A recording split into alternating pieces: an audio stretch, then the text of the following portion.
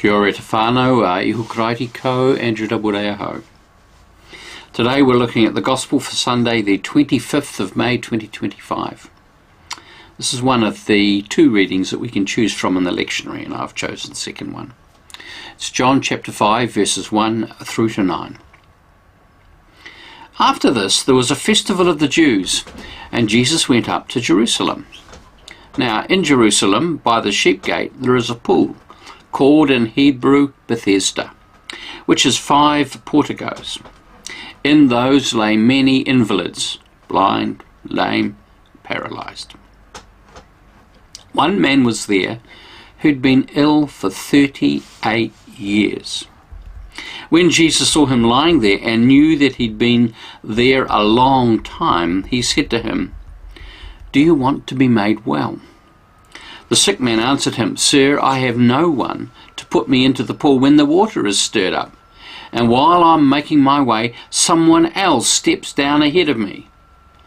Jesus said to him, "Stand up, take up your mat, and walk." At once the man was made well, and he took up his mat and began to walk. Now the day was the Sabbath. I started my working life on the 4th of February 1974. I worked for the government, for a department that no longer exists, that was then called the Ministry of Works. There were public service rules about how long one could work. There were two options. One could work for 40 years or until one attained that elevated age of 60, whichever came first. And 40 years is just two more than 38 years. This is virtually a whole working life that this man has, well, I would suggest avoided. Because when you read the whole of the story, that's kind of what it looks like. He's had 38 years, though, of unwellness. What a terrible way to actually go through life. And Jesus asks a really important question.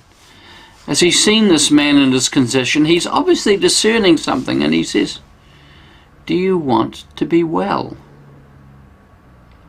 We'll get onto that in a minute in terms of the man's response. I'm interested that I'd heard years ago, I think it was Paul Tournier, who was a psychiatrist, psychotherapist, a philosopher, who himself spent time with lots of people. And it would be a question he'd often ask, "Do you want to be well?" But he had a follow-up question when the people said, "Of course I do. I wouldn't be here otherwise. I wouldn't have come to see you if I didn't want to be well." He'd ask the follow-up question, why? Why do you want to be well? What is it you think you've got to live for? What is it that's important enough for you to actually to be able to step beyond the state of unwellness into a state of wholeness, to be able to live fully and richly? He was really wanting to sort of drill down as to somebody whether they really did want to be well. The reason I put that here is that I think, as I've sat with the story over the years, that this man actually doesn't want to be well. Because when he's asked if he wants to be well, he complains. He says, "Look," he says, we know that what happens here is that every now an angel comes and disturbs the water, and the first person who gets in gets healed of whatever complaint they have." That's why he was there. That's what they believed. Presumably he'd witnessed it over 38 years, maybe many times, that somebody was healed of whatever the complaint was. But for him, he said, "Someone always got in before me." You know, he says, "I don't have someone to help me to get into the pool. Someone always gets in before me and gets healed, and I get left behind."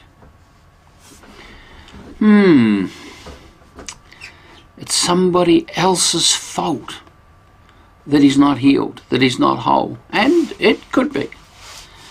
But I kind of imagine, and I could be wrong about this, that if it were me and I really wanted to get well, I'd be lying near the pool as close to the water as I could get, and as soon as I saw the water disturbed, I'd want to roll right into it. clothes and all. Just let's not worry about the decorum. It's got to be first in, first healed, surely. And deal with the consequences of sodden garments later. And maybe this was a possibility, maybe it wasn't. Whatever it was, it didn't seem to have occurred to him, and he never got healed. 38 years. Maybe he always has an excuse. The thing is that perhaps his unwellness is comfortable because it's known. It's low risk and it's safe. The reality is that he doesn't have to work.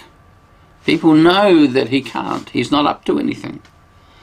And so perhaps he lives there simply with a begging bowl, which allows him to keep the wolf from the door. It's not what it might be, but it's okay. Why do I think this? Well, there's a few little clues. If you continue to read on the story beyond verse 9, I think it goes up to about verse 17, we discover that Jesus actually seeks him out. Because when he's challenged by the religious authorities that he shouldn't be carrying his mat on the Sabbath, he tells the story. Oh, it was this person who healed me and told me to do it. It's not my fault. I was just doing what I was told. And Jesus then seeks him out and finds him in the temple courts. And he says to him, see, you're well again. Stop sinning or something else. Something worse may happen to you. You think, oh, that's pretty heavy. What does he do as a result of that? He reports Jesus to the religious authorities. And I think, ooh, nasty. There's no sense of gratitude here. And once again, he's wanting to shift responsibility. He's blaming Jesus. And he's nailing it down by actually pinging Jesus to the religious leaders. The reality is that some people find misery easier to cope with than success or being well. Some people just don't know how to be well and don't want to be.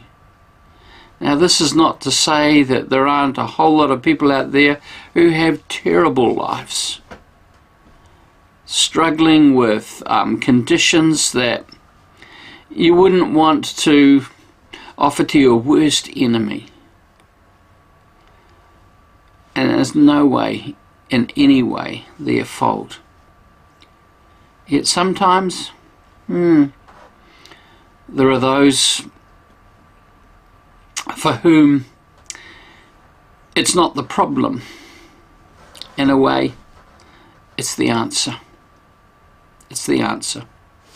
And so when Jesus confronts him in the temple, he says to him, effectively, he says, you've got a chance to live now, to live fully.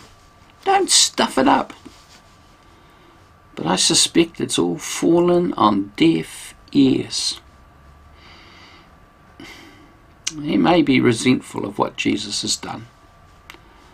Because at least in the condition that he was in, there were no expectations upon him. There was no need for him to work. And although he was living a kind of half-life, it was the half-life that he knew, and it was his half-life. He didn't really want the other half. As I'm posting this day, the new Pope has been elected and announced. Pope Leo XIV. Interesting thing for me is that he's the same vintage as I am. In fact, he's 5 months younger to the day. We're both 1955 models. I've just turned 70 and he's just about to. His name? Robert Prevost.